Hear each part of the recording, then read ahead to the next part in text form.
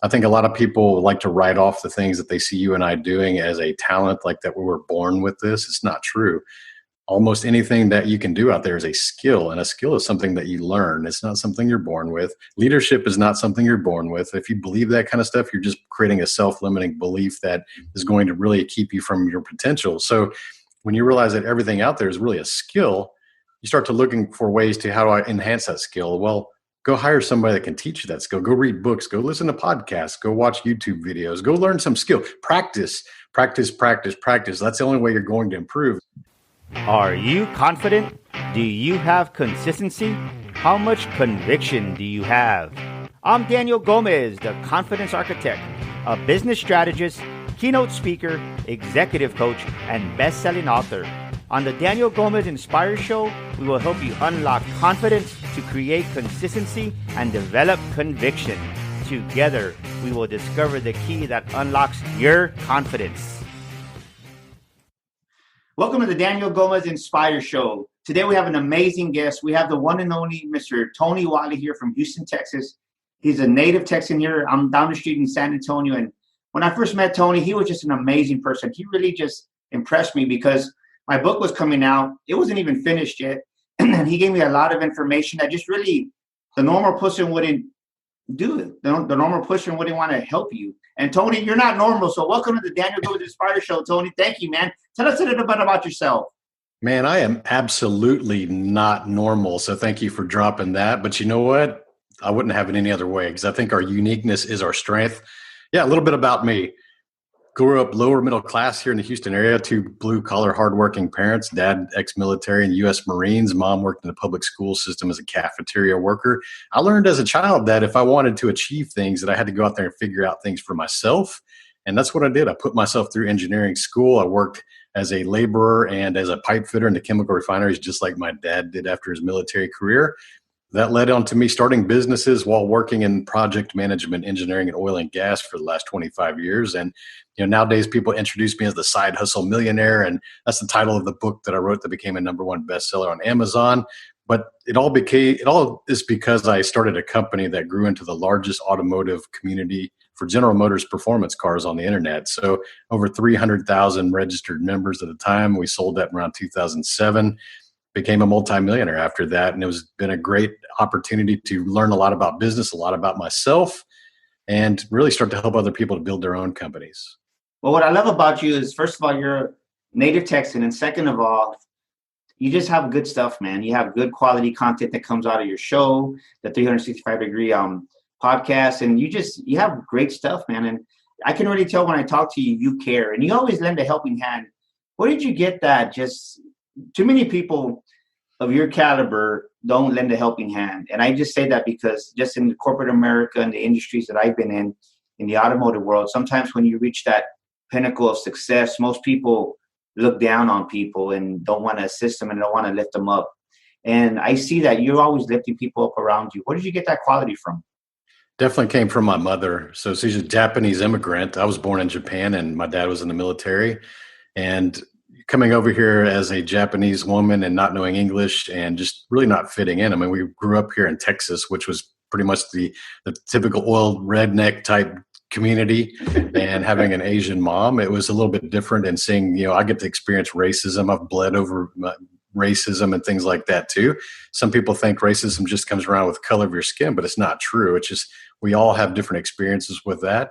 And she's got this beautiful heart. Boy, working in the public school system, first of all, she loves being around the kids. And as a cafeteria lady, she gets to see all the kids grow up. She worked in that public school system almost 30 years. So she's seen the entire generations of our town go through that school system. And she always made the time to speak to each and every kid, even if they were awkward or outgoing or whoever they were. She just became friends with everybody. And I remember when I was back in high school, you're trying to do clicks and you're trying to position yourself in different levels and understand that. And it was like, man, why is my mom so nice to everybody? Like even the jackasses and like the nice people and everybody loved my mom. And I was really like, she didn't judge people. That's what it came down to. She just didn't judge them. She just treated everybody like they are. Everybody's special. And that's the vibe that she put out, that other people really liked talking to her every time she'd go get their food. So Yeah, it was interesting to watch that and look back and reflect on that years later. What's amazing what you just said, it's easy to love the people that are lovable, isn't it? But you made a comment that really just got my attention. The jackasses or the buttheads are always hard to love. And I think Yeah. that's something that I've struggled with myself, just kind of growing up and just being in the industry that we're in. We're both speakers and trainers and coaches and stuff. And it's hard because sometimes you see people's egos right away, and right away you want to buck up. But I tell you, she's an amazing woman for her to just really love the people that sometimes ain't lovable, right? Pretty simple. So, well, let me ask you this, Tony. You spent many years in the engineering industry. You've traveled the world. I heard one of your podcasts. You were in Africa. That was pretty cool. What I heard. What made you want to be a speaker? I mean, out of all things, I mean, it's a big shift from oil and going and being, because you were up there. I mean, just your position from what I heard on your podcast, you weren't entry level. You were up there now. You had to establish yourself. You were very just knowledgeable in the oil industry. What in the world made you want to be a speaker? I'm just saying, because it's besides, I guess, going to the dentist, it's the worst field. I mean, most people. It's the greatest fear. It's the greatest fear. Yeah. Public speaking is the greatest fear. Is people fear it more than death.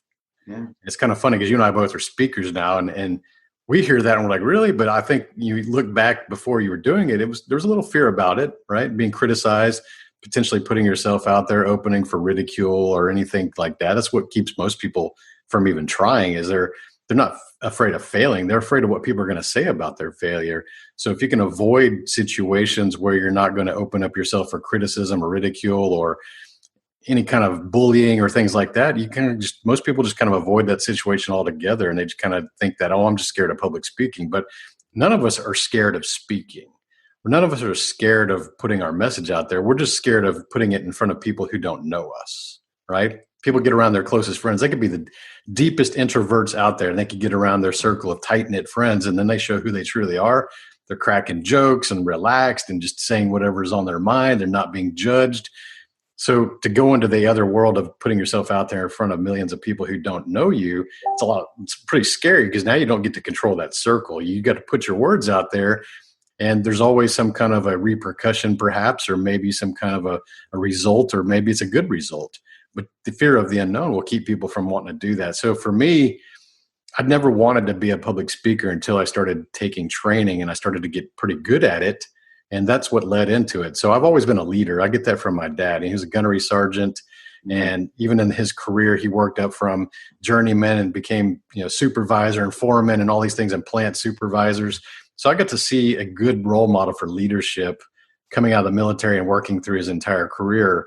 And I always took those cues from that. And I always observed other people who I admired, whether it was my football coaches in high school and things like that, and understanding what real leaders look like. And we always have leaders. And even the mentors I have nowadays are still what I exemplify as leaders. So thinking about that, it's like the speaking was just that missing component that I didn't have. So I knew I had that leadership skill. I built massive communities before I even thought about ever standing on a stage.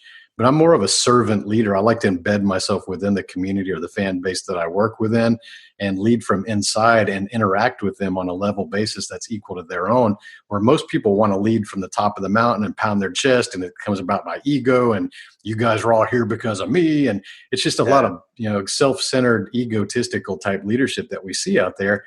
And I'm the opposite of that. I go, you know what?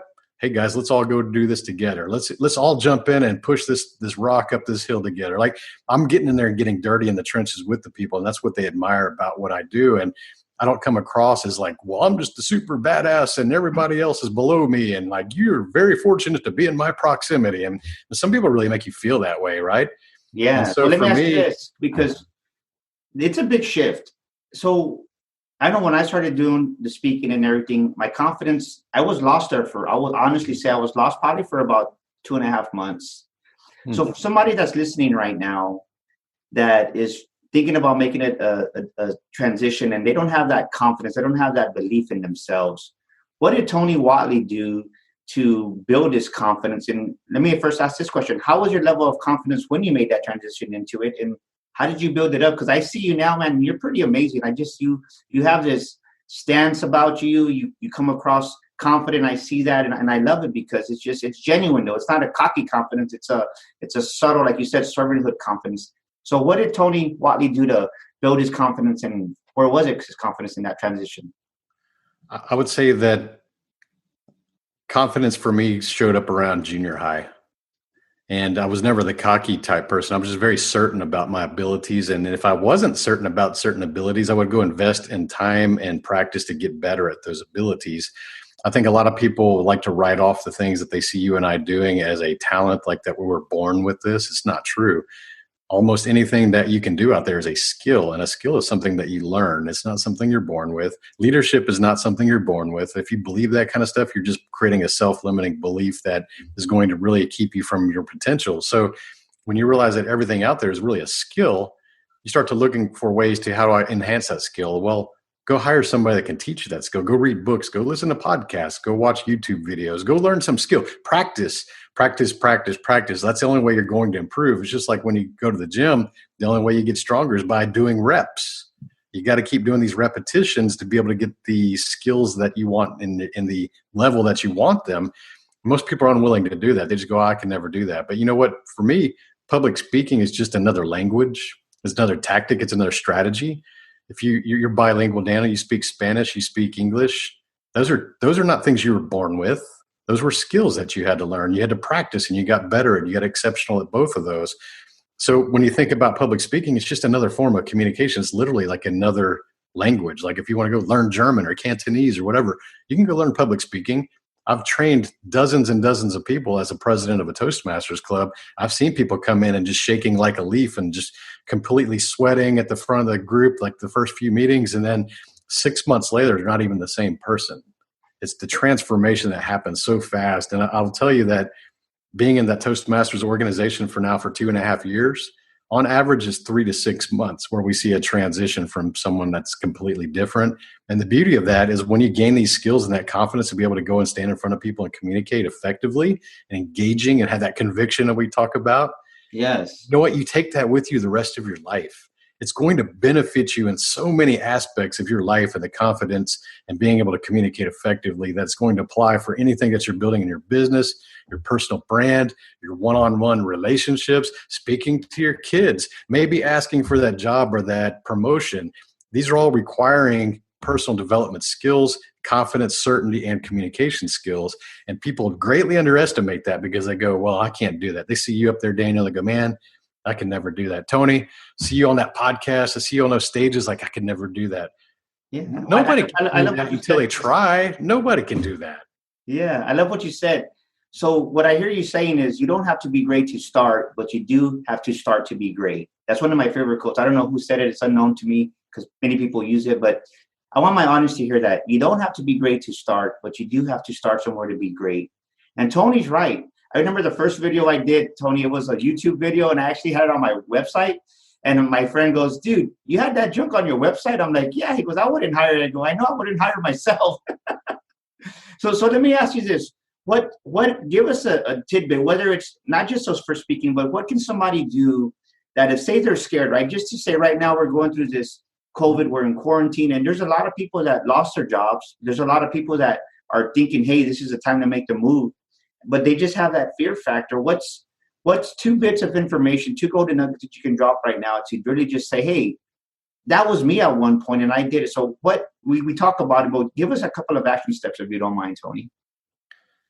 I think most people focus too much on the worst case scenario, but they never focus on the most positive, best outcome that's possible. I mean, to me, there's no limits. A lot of people create these false limits, whether their potential or what their earning potential is. Let's be honest, most people, when they define their self-worth, they really just take a snapshot of where their current income level is. So if you're out there and you're making $20 an hour, you go, I'm a $20 an hour person, and maybe someday I can make $30 an hour. That's kind of like your big dream, right? I want to just, make a little bit more. If you're out there making $100,000 salary, you're thinking, man, it would sure be sweet to make $150,000. So you're setting these false limits that are far below your potential because there is no limits. There is truly no limits. It's all about what you put into it. So the sooner you can start thinking about, I need to just remove these limits, period, and go, you know what, here's where I am now, but what do I want to get to? And start thinking about the potential upside versus what you can lose. You're going to start to see this balance. Like, we're on camera, but people always focus on what they can lose, but they're never really thinking about what they can win. And the thing about that is that it's human nature to keep a death grip on anything that you currently possess. And I'm going to give you a story for the listeners for this, because you're going to all relate to this. Let's say that you had $100, like $100 bill sitting out there on your desk or somewhere in a public area, and you go to the drink or get a water or do something, and you come back and that $100 is gone. What is that emotion that you're feeling in that moment? You're pissed off, you're enraged, and you're like, somebody stole my $100. And you're probably going to walk around to everybody around that's sitting around that and ask them if they did it or if they seen anybody do it. And you're going to be like angry and exerting all this energy, and like, because you want, someone took my money or took whatever it is that you have, got this white knuckle death grip on it, and you're spending all this energy. Now think about it this way. Would you use that same amount of energy to go create $100? Most don't. So that tells me most people they will die for something that they own to not lose it, but they won't be willing to die to go get something that they want, even if it's the same value. Yeah, when you think about it that way, it's like, dude, you got to think about the potential upside. So if you're sitting there and you go, if I start this business, I might lose $5,000. Oh my God, I might lose $5,000. It's so much money. I work so hard for that. But you may make millions of dollars. Put it in perspective. Like, what is the risk? There's no reward without risk. So when you start to think about that, the potential downside versus the upside, that's what you need to focus on. And then that desperation is going to drive you to the goal. I mean, that's the thing. If you're complacent and things are easy and you got money coming in from a job that you're settling for, guess what? You're never going to take that risk. You're never going to push yourself because you don't have that desperation. And now times we're in this coronavirus stuff is actually when you should be being more aggressive to try to get out of that and go ahead and get ahead of other people, because most people are shrinking right now. Most people are running away from things and they're being fearful. Well, the fucking victors push ahead in these times. They know that any recession and a downturn, this is when the greatest wealth is created. And these only come around 8 to 10 years. So man. Well, you only get 5 or 6 of these in your lifetime. So the winners are out there smiling and looking for this opportunity to go do something and establish themselves while everybody else is running away from the problem. Well, it's funny you say that, because you said something I want to just pinpoint it. Tony just said something huge. There is no reward without a risk. And everybody wants the reward, but they don't want to apply the risk. There's a risk factor. The higher the reward, the bigger the reward, the higher the risk. And you're exactly right, Tony, because right now, I'll never forget in 2008 when the economy crashed, and I had a little bit of money in the bank, and I was so mad at myself because it's like I was just scared, right? I was scared because I had a nice little nest egg, and I said, man, I was looking at the stocks because when I was younger, I used to always play the stock market, but I got away from it just over the years. Well, I said, man, when this opportunity happens again, I'm gonna go out there, I'm gonna do it again, right? Well, guess what happened? This happened with us, COVID. And my initial instinct was, the fear came on, but you just got to take that action. You got to do it. Right? You can have it in a CD. You can be earning 0.8% or 1.2%, which is nothing. Terrible. And I said, well, it's nothing. But once I did that action, and then I think I had to hold myself back because I went a little bit too crazy. You know what I mean? Because you find your groove. And I want people to know that you have to take that first step. And what Tony said is so huge. You got to take that risk. Without no risk, there's nothing. And you're probably thinking, well, I'm not you, Daniel. I'm not Tony. I'm just an average Joe. Let me tell you, we're just 2 average Joes that started off here in Texas. But we took what we knew and we added every single day. And I love what you said, Tony, because most people are shrinking back right now.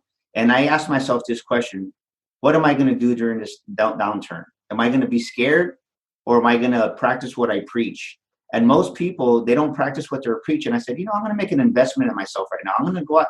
I have been looking for somebody to work with me, and I invested in a coach because I really want to go above and beyond and reach that next level. And right now, like you said, I think about another podcast that I heard. More people came out of the Great Depression as multimillionaires and went in as millionaires. And right now is that time.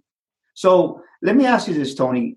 You have so many great things going on with you right now. What do you see as a great opportunity right now? If somebody's maybe thinking about starting a business or doing something, what do you recommend somebody does? Because you've had very successful businesses yourself. What's the first step to somebody to say, whether it's a brick and mortar, whatever it may be? Give us some advice on that.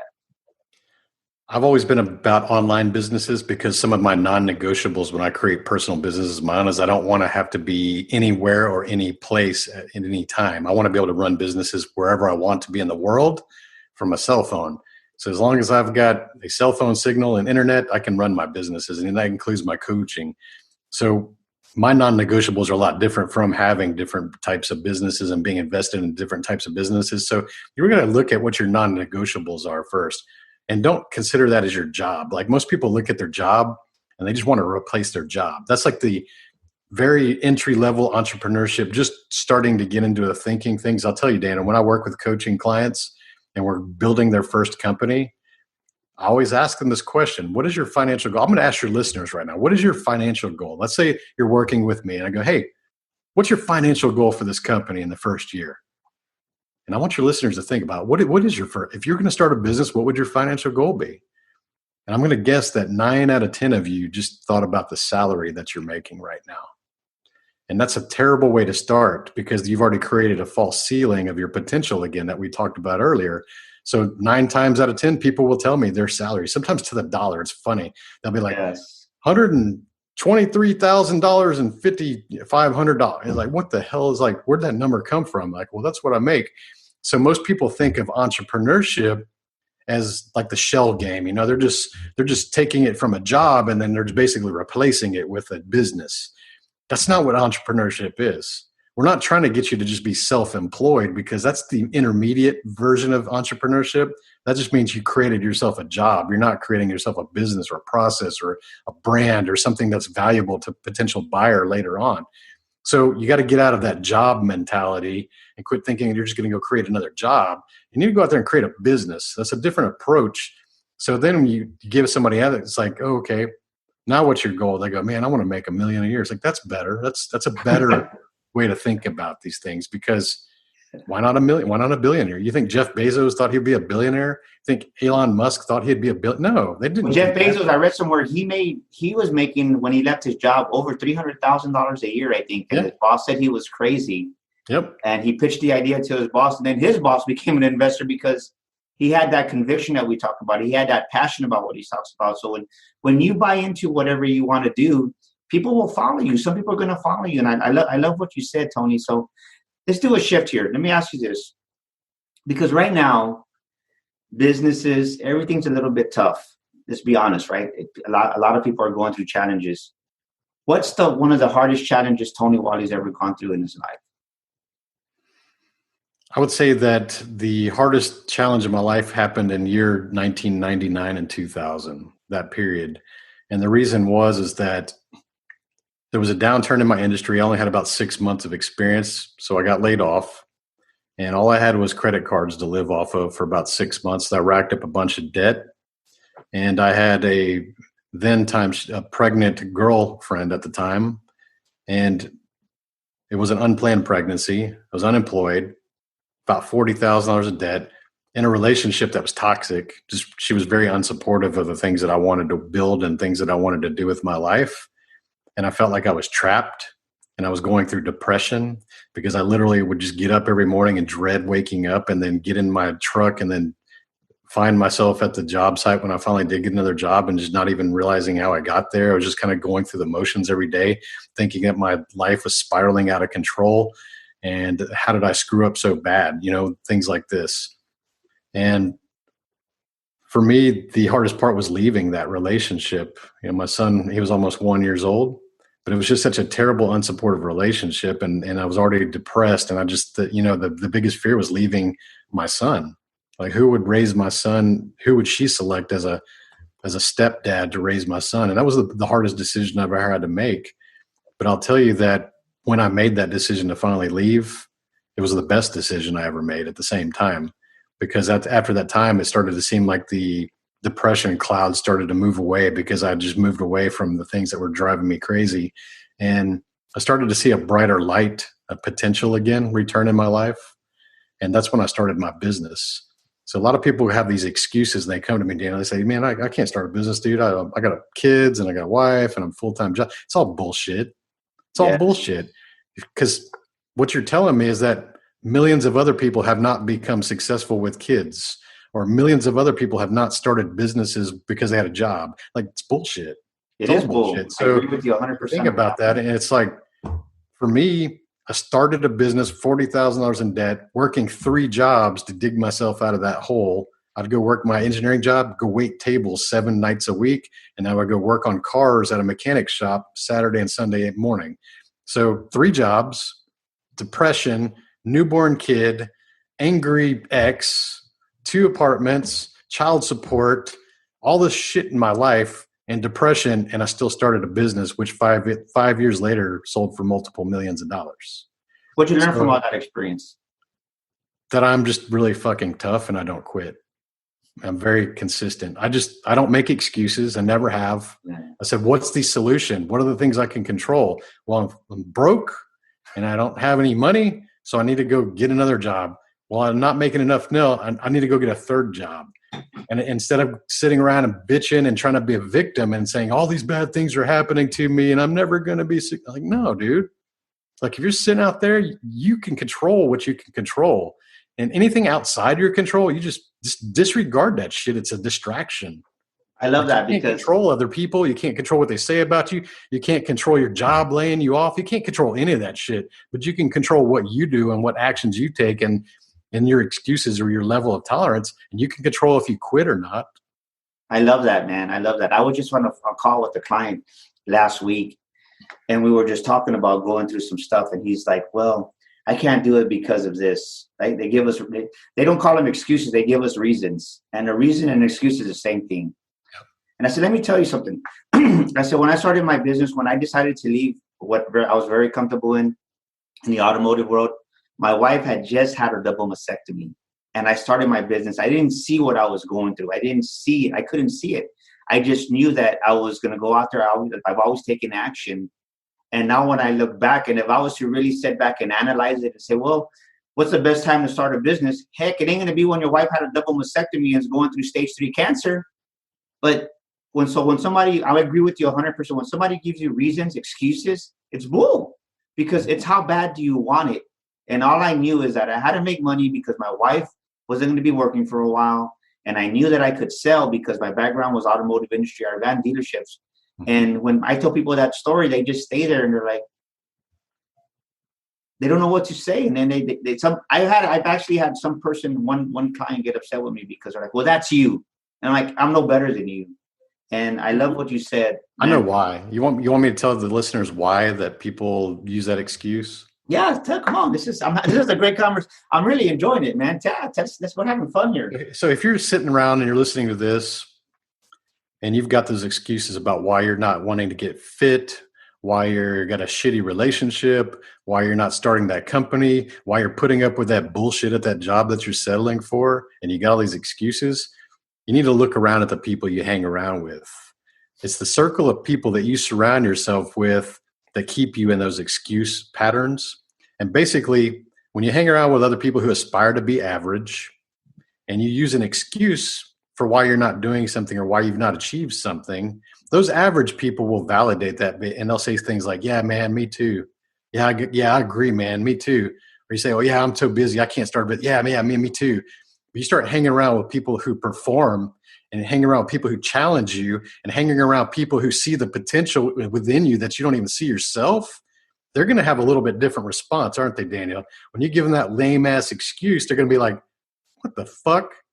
Like, shut the fuck up. Like, you're making fucking excuses. You could do better than this. Like, come on, man. Get on with this shit. Let's do this.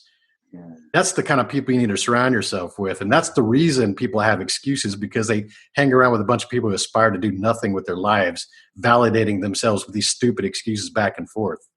I love that, because people don't realize your new life is going to cost you your old life.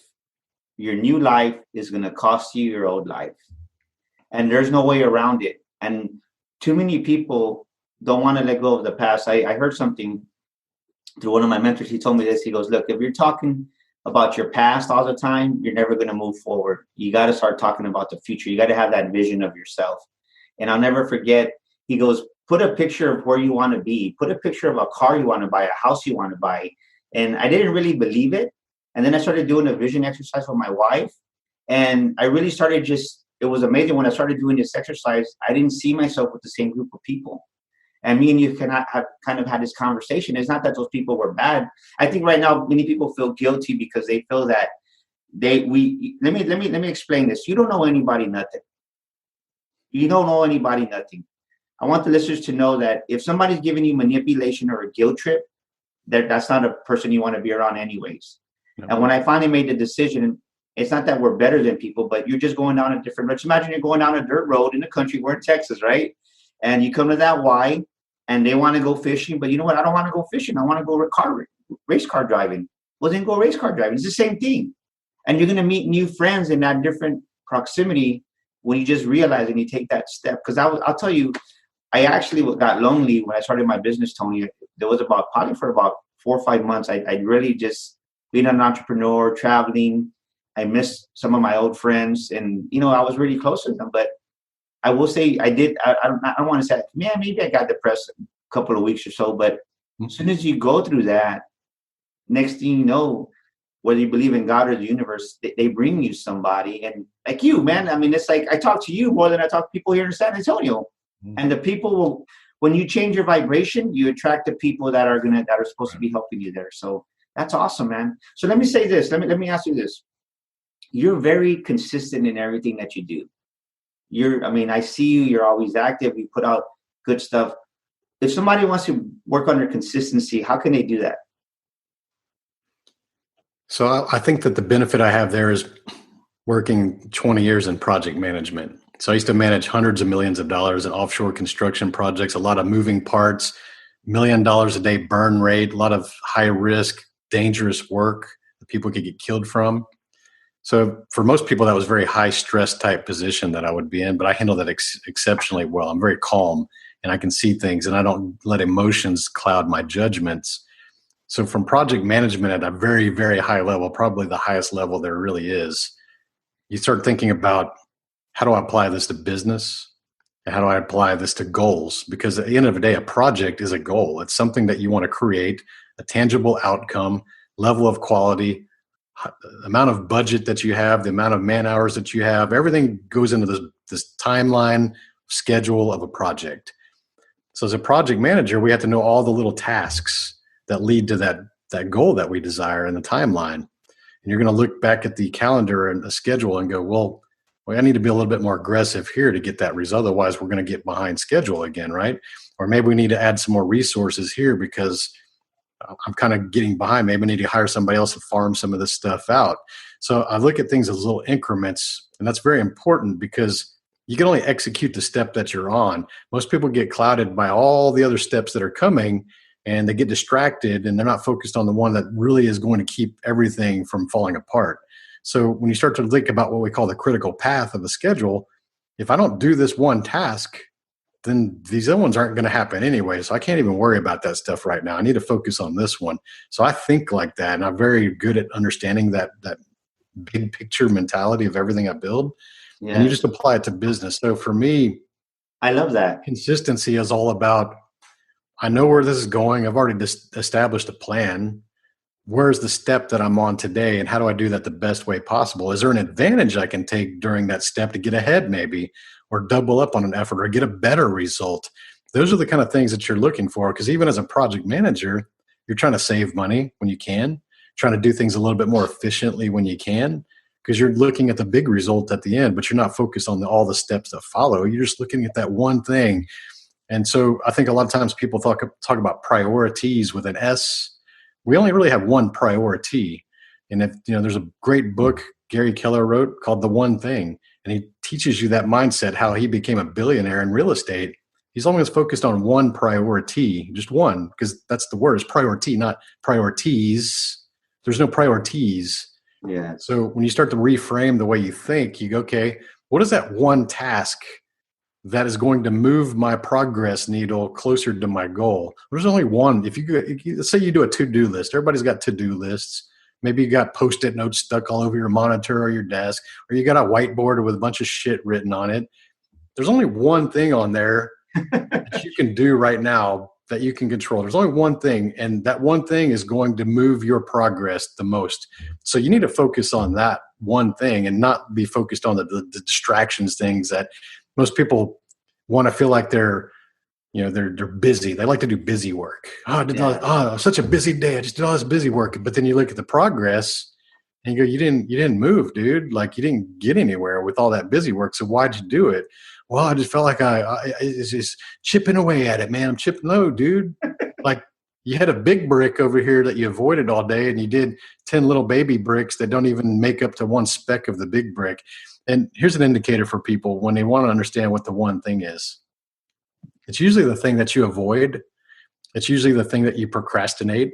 It's usually the thing that creates anxiety or fear within you, because you know the significance of that task internally deep down to your core, and you avoid it because you know if you accomplish that, you're a little bit closer to your goal. And you know if you don't do it right, you're one step back from failure. So you just put a lot of significance on it, and you make it really a scary thing. And how many times, listeners, have you done something that you thought was going to be hard, and then you did it and you go, man, that wasn't so bad? Yeah.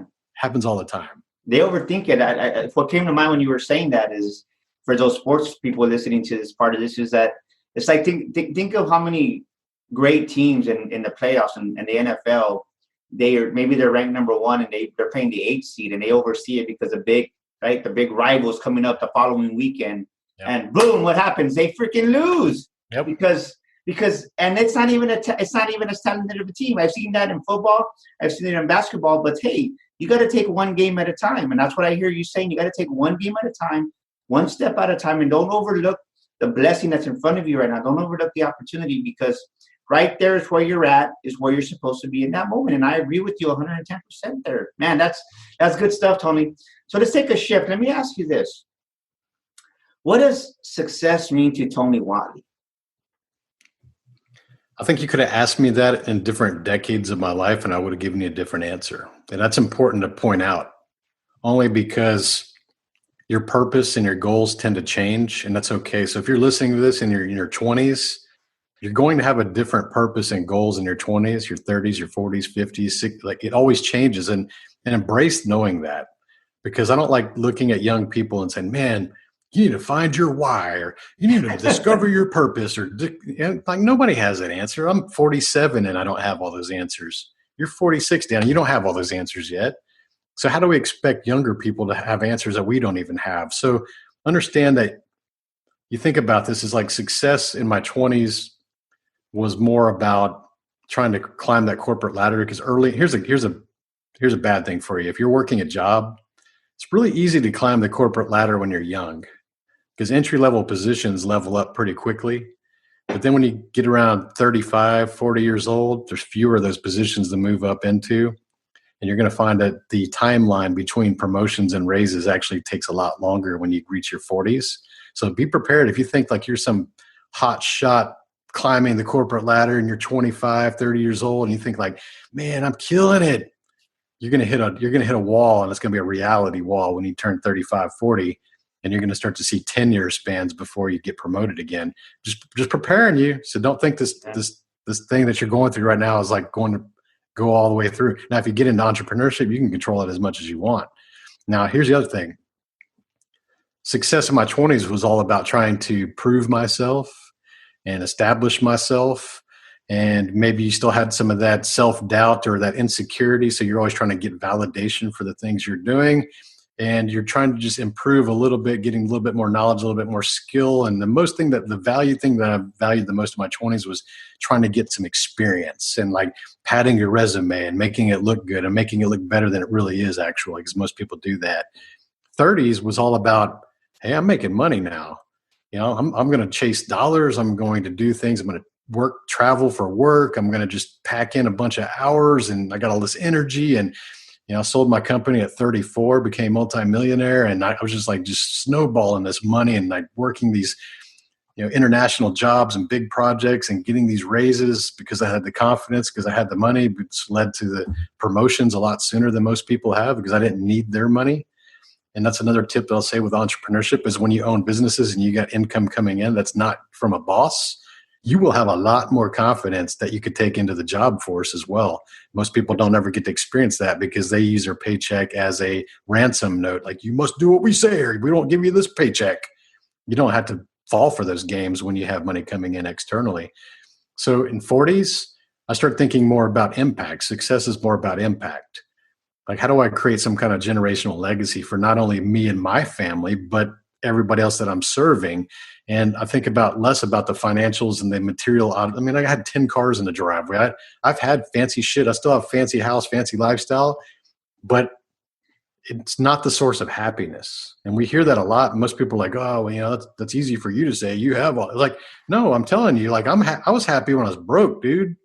Yeah. I was happy all the time. Most people miss that. I believe most people miss that. I've always been happy. Broke, middle class, climbing, multiple six figures. I was always happy. So I'm just the same happy person with money. Most people, if you're miserable and you're depressed and you're going through negative things in your life, you're just going to be that negative, miserable person when you have money. It's like there's no connectivity between money and happiness. And fulfillment is what most people fail. They're looking for these quick spikes of happiness and success, and that's what they call it. But to me, nowadays, my definition of success, which could change again, it could change in my 50s. Right now, what I tell myself is success is being able to do what I want, when I want, where I want, with who I want.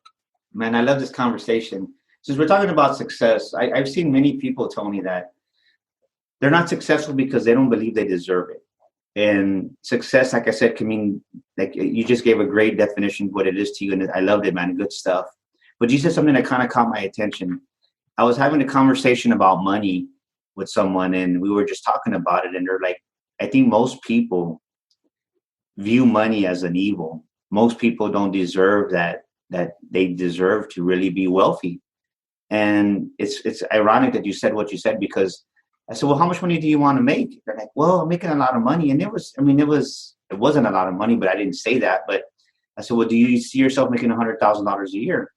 Oh, well, I go, no, yeah, it's either yes or no. Right? It seemed unreachable. And I think most people sense that about money because they don't feel they deserve it, right? Somewhere in their core beliefs, they have that poverty mindset, that lack mentality, and they don't believe they deserve it. Because this is, and it's not just about money, audience, but I want you to understand this is when you have that scarcity lack mindset, it affects definitely your finances, but it affects every other part of your life too. Because this is what I've noticed, Tony, is when somebody has a scarcity mindset, that's the person that's, just to say, at the basketball court playing basketball, and that's the ball hogger, right? They think that they have to do everything, so they want to take control of the basketball game, and they need to do that. It's like it's sad. I had this conversation because the NBA basketball player that came to mind was Allen Iverson, right? He was an amazing basketball player, but he was known as, I mean, to me, he was just always wanted the ball, and he never won a championship. And you think about just some of the other greats, right? You think of Kevin Garnett that put his ego aside. You think about Ray Allen that put his ego aside. You think about Parsons that put his ego aside, and together they won because they had an abundance mindset. So I say this because when you have that scarcity mindset, it affects everything. It affects your relationships. It affects everything. What's your take on what we're just talking about? If somebody has that scarcity mindset when it comes to money and just life, what's a good tidbit of exercise or information that you could give them? Because I really want to help people out there. Man, you bring so much knowledge and skill that I want you to share that with my audience, because a lot of us just don't know what we don't know. Here's the bad news for most people. The relationship that you have with money is often formed before you're 13 years old. And most people don't realize that because you've basically had your subconscious mind programmed with your relationship with money. Now, how do you get that when you're a kid? You watch your parents. You learn from your parents, your authority figures, the role models in your life, and how they handle money or how they perceive money or how they perceive other people with money. And they create that kind of a relationship with money before you're even old enough to create a job to have your own money. And you program the subconscious of your brain because you're just like a sponge at those ages. And so if you watched your parents arguing all the time over money, or you saw your dad yelling at your mom because she's spending too much money, perhaps you have some kind of a subconscious programming that tells you that money is the root of arguments and anger. And so you start to self-sabotage yourself as an adult because you link anger and frustration with money. See what I mean? Or Love that. maybe you're riding through a nice neighborhood and you're lower middle class or you're poverty, and you pull up at the red light. There's a guy next to you in a really fancy vehicle, and your dad looks over and goes, "Must be fucking nice." And you absorb that as a child, and you see somebody that's got wealth or affluence as like a bad person. Oh, my dad, he doesn't like these, rich people. So therefore, I'm going to program my subconscious that if I ever become rich, now I'm not going to be accepted by my dad. And these are very strong things that create our relationship Wow. with money. Wow. So when you start to understand this, and when you have objections with money built into your subconscious, which is basically your cruise control, the way your brain operates and thinks and the beliefs that you build around it, you may be telling yourself, man, I want to be a millionaire someday. But your subconscious brain, which works in the background, is saying like, dude, if you get rich, your homeboys are going to hate you. If you get rich, your parents are going to look down on you and they're going to be, must be nice. Look at this fucking asshole with money. Look at these rich jackasses.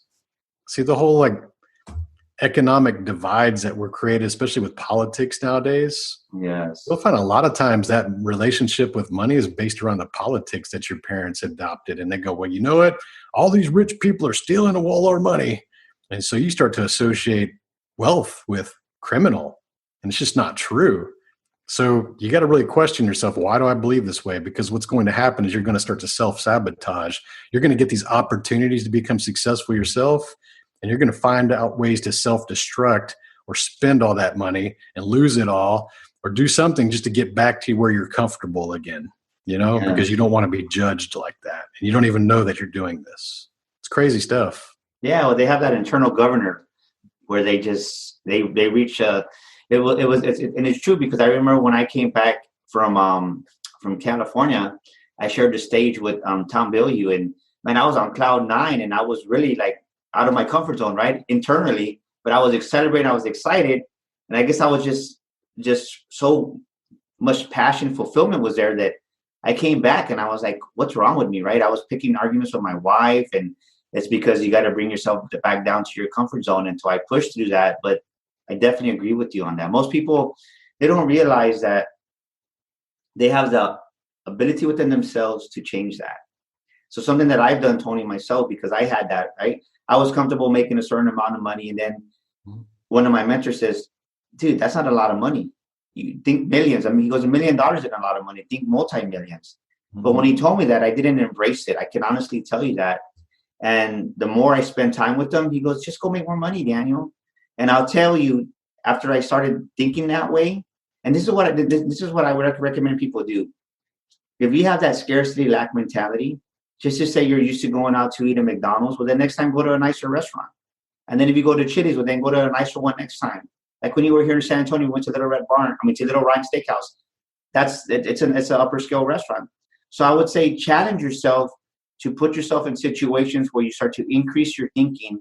Maybe you're used to staying at a certain hotel or motel. Stay at the Hilton, stay at the Marriott, stay somewhere where you normally wouldn't stay. And if you're going to travel, don't just get the economic card just to get the one that's the cheapest. No, if you want to rent that Corvette, rent that Corvette. If you want to, well, you can't rent a Viper, right, Tony? But if you want to rent that luxury car, get out of your comfort zone. And those little action steps that you take every single moment that you stretch your mind that way, your mind remembers that and expands your capacity to receive more. So I love what you said, man. That's so true. We get our beliefs from our parents. And I always use this. It's like, I remember as a kid, I would want to go buy some tennies that it was back in the day, it was TJ&Y. And I would tell my mom, hey, mom, I want to get those shoes. She goes, well, no, don't get those. Get which ones? What do they usually say? Get the ones that are on sale. Yeah. And that's the way we're conditioned. Man, it's been an amazing time, Tony. I want you to leave our listeners with an amazing word of wisdom before we end out the show. Can you just close out the show for us and just give us a word of wisdom that's really just carried you through? Doesn't have to be during your entrepreneurship right now, but just what's carried you? What's a word of wisdom you could share with us before we end the show? I'll fall back to my favorite word. It's consistency. And I've given entire speeches just on this one word. The problem with consistency, Daniel, is that it is a common word, It's a fundamental. We hear this in our entire lives. We hear work hard consistently show up, do things consistent. And the problem with that is that most people hear that their entire lives and they go, yeah, I got that. What's the silver bullet or the magic potion or the thing? They're always looking for that shiny object that's going to cure all the problems that they have. So they disregard things that are fundamentals like consistency. So what I like to do is to define what I mean by consistency, my version of that, so you can understand how maybe your perspective of it is different. To me, it's about showing up every damn day. Consistency is showing up every single day, including on the weekends. And if you're that person that's celebrating Friday because it's the weekend, but you don't have the lifestyle that you want, then you're just like everybody else. You're just being a sheep and you're hanging out in the herd of people who just settle. Because for people who want to get ahead, we look as that Friday and Saturday and Sunday, those times, as an opportunity to get ahead. I'm going to do some simple math for you. If you only work 5 days a week, 5 divided by 7 is only 71%. So you're going to tell me that you want to become a winner and get all these goals, but you're putting in a 71%? That's a D minus on the grade scale. Wow. I'm not talking about you need to go get extra jobs and work a lot of hours, because that is the employee mindset. They think, well, Daniel, the reason most people can't think about making more is because they take a look at what they're doing and go, Daniel, I'm already working 50 hours a week at this crappy job and I'm only making 50 grand a year. Like, if I want to make 100 grand, I got to work twice as much. That's what they're literally doing math in their head, thinking, well, I got to go work 100 hours a week to make 100,000. Like, I can't do that. I got kids. Hey, you got kids, you got family. You can't do that. But that's the employee mindset that's holding you back. Entrepreneurs understand that time and money are not related. You and I are sitting here. I'm making money in the background. I'm not clocked in anywhere. I'm not having to show up. I'm not having to focus on those things to make money. So when you get to the point where you can disconnect time and money, you can start to remove any kind of limits. So get out of that time and trading dollars for hours type mindset. Understand that we can do things while you're in the shower, while you're on vacation, while you're sleeping. You can be earning money nowadays, especially on the internet. Yeah. With that in mind, it's going back to consistency, showing up every day. And on the weekends, I'm not suggesting you go get a second and third job like I did. That's what I had to do when I didn't know better. What I'm telling you is that those are the days that you should be investing in your knowledge and new skill sets, reading books, listening to podcasts, practicing on something to be able to monetize that, maybe start that side business. Those are the 2 days. And most people will be like, oh, Tony, Daniel, the weekends are for family. The weekends are for family. It's for relaxing. That's what the majority do. And that's why they don't get ahead. Do you want to be like them for the rest of your life, or do you want to get ahead? That's 2 extra days to get to 100% instead of 71%. And you know what? You may have kids, but they're not bothering you at 4 a.m. to 7 a.m. They're not bothering you at 9 p.m. to midnight. So you still have 6 hours in there, even on the weekends per day, to go do things. If you like going to church, I know you do, Daniel, but you can do things before church. You can do things several hours after you get home from church. So you don't just say it's the weekend, hey, Friday. Like, if you're one of those people, you're never going to get ahead. You're never going to get ahead, because you got to be able to be willing to do the hard work up front to be able to never have to do any of that for the rest of your life. And that's the truth. If you could really just put in the hard work for 5, 6, 7 years, you may never have to work again. And you're looking at someone that's thinking about, I got 40 years left in my career, or I got 7 like really good ones that I'm focused on doing something I truly love. It's an easy choice for me, dude. Like, I'm going to go do the thing I love and just really work hard. So consistency, showing up every day, putting in the value, putting in those steps, focusing on those priorities one at a time, the main one at a time, and then you're going to get the results over time. It's all about patience, and most people just quit too soon, man. They go really hard for 1 or 2 months, and they don't get instant gratification. They don't see the results, and they go, you know what? This is not for me. I'm just going to quit. And you're going to be just like everybody else that quit before you, because to be a winner, you got to see it through, dude. 1 year minimum. If you can't start something in 1 year and understand that you're probably not going to get paid for it, then your purpose is not strong enough and your drive is not strong enough. That's the honest truth. And you know what? You don't deserve the results unless you put in the work. That's the tough love, dude. Boom, man. Woo! Wow, that was a lot of wisdom there, Tony. Man, what came to mind was me and Mari. We kind of just, when we're with friends or family, she always makes the comment, yeah, she goes, Daniel doesn't sleep in on Saturday and Sundays. During the week, usually wake up about 4 o'clock, sometimes 3:30, but usually 4:30. And she goes, well, Daniel wakes up at 4 o'clock every single day. She goes, what? Why? It's Saturday. Sleep in. But my best time for me to learn is between 4 and 6. That's when I take in most of my reading and listening to podcasts and just really studying, man. Yep. And you're right, because I see that, and something that I took was people are watching you, and especially if you're starting a new business, they're not going to do business with you until you've been in business for at least a year. And they want to know, are you going to be around a year down the road? And then I'll talk to you, because something amazing happened. You and I both have a LinkedIn profile. Once I came around to my year anniversary, all these people started messaging me and asking me more questions out of the blue. I'm like, what's going on? It's like something, people just want to know if you're going to make it through the storm, if you're going to make it through that just excitement. And so thank you again for being an amazing guest on our show. If somebody wants to get a hold of Tony Whatley, how can they find you, Tony? Give us that information, please. Hey, thanks for having me on the show, Daniel. I'm honored to be on here, but my website is 365driven.com, and you'll find all the links to my social media and podcast and books all on that one website, 365driven.com. Thanks, man. Awesome, man. Hey, well, till next week, we'll see everybody. Thank you. This is Daniel Gomez, and thank you so much for tuning into our show today. We'd love your feedback. Please drop us a comment, and thank you for leaving us a review. Don't forget to subscribe to our show and share this episode with a friend. And my free gift for listening to our show today is a copy of my best-selling book, You Were Born to Fly. To get your free copy, go to DanielGomezInspires.com and get your copy today. That's DanielGomezInspires.com. And to elevate your life and business even more, follow me on social media at Daniel Gomez Inspires on Facebook, Instagram, Twitter, and YouTube. Together, we will discover the key that unlocks your confidence.